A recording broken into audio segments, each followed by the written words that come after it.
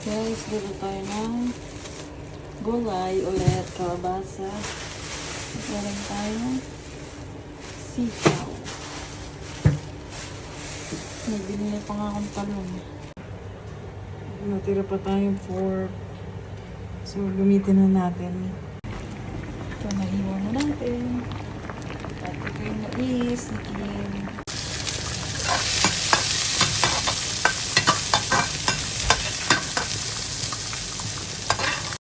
Yan, kasi na natin ito isa.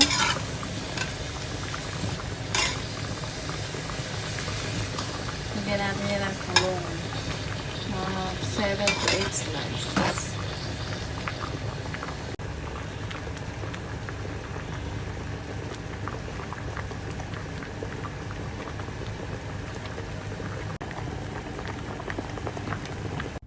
Guys, ito ang aming ulam. Natirang bangus. May kanin. At may gulay. Kain na. Show me corn.